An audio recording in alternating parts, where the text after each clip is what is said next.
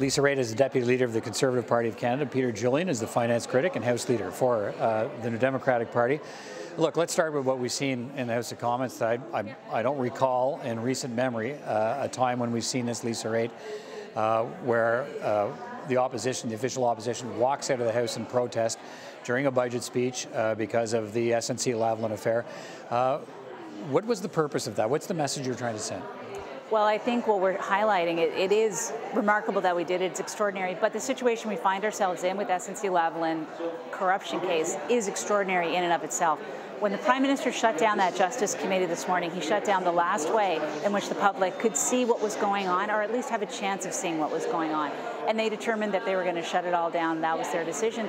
We have the ability in Parliament to put forward our opinion, and we do it the way that we can, the tools we can. This is one of the tools, and we want Canadians to know that although they put $41 billion out in new spending, the reality is they're just trying to squelch what's going on with respect to their corruption. All right, Peter Julian, I didn't see the NDP walk out during the budget speech, did you? No, okay. We're still in the House, okay. But we understand the frustration. I mean, this was appalling. What happened this morning, the Justice Committee basically being shut down by the Liberals, refusing to hear testimony that most Canadians want to hear. They want to hear from Judy Wilson-Raybould. They want to hear the facts in what is an egregious scandal.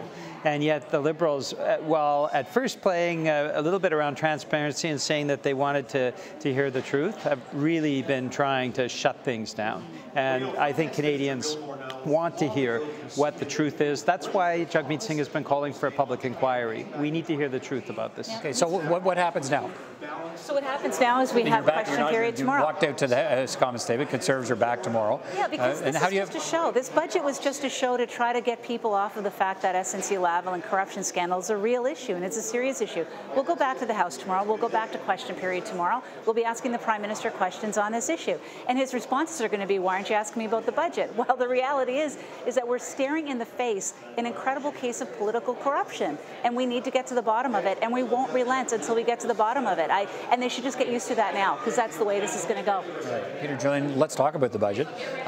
What did you see in that budget today that you think it works for Canadians, or is this about politics and an upcoming election?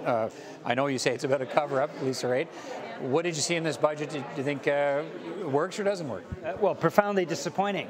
Last November, they gave $14 billion to very profitable, rich corporations on Bay Street. $14 billion.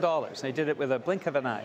And now, in this budget, we see very, very little. When we actually look at the spreadsheets for the next fiscal year, there's very little supports for Canadian families that are struggling with affordability crisis in housing. They're struggling to pay for their medication. We have record debt loads for Canadian families, the worst among all industrialized countries. And yet you look at the small crumbs that the Liberal government is actually providing, you see just how out of touch they are with how most Canadian families are living and what most Canadian families are feeling. Lisa Raitt, there's money there for some money for skills training, first-time home buyers, some measures there to help them. But clearly what it does overall, there's no path to balanced books. So they're clearly setting up a choice for Canadians about balancing books or continuing to spend the way the Liberals have been spending. Are you happy with that? If that's what the election campaign is going to be about, are you happy with that? What I'm really concerned about is, you mentioned two of the issues that I have. The help for first-time home buyers is being run and funneled through CMHC, which is going to put them in jeopardy, I believe, if it's not appropriately dealt with in terms of spending. And the skills training is all going to be put through the employment insurance account.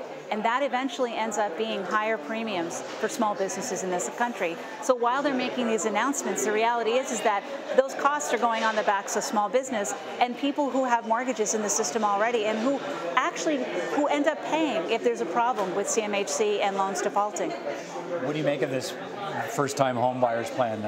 Think it'll work? Well, first off, you look at the budget papers, you actually look at the spreadsheet, it's $15 million. So it's going to help, at best, a couple hundred families. That's it. There's no allocation, really, for building affordable housing, cooperatives, and social housing, which Jagmeet Singh has called for. 500,000 housing units is what we need over the next 10 years. And what we see in this budget is a small amount of what basically is an additional support or incentive but is still owed back to CMHC.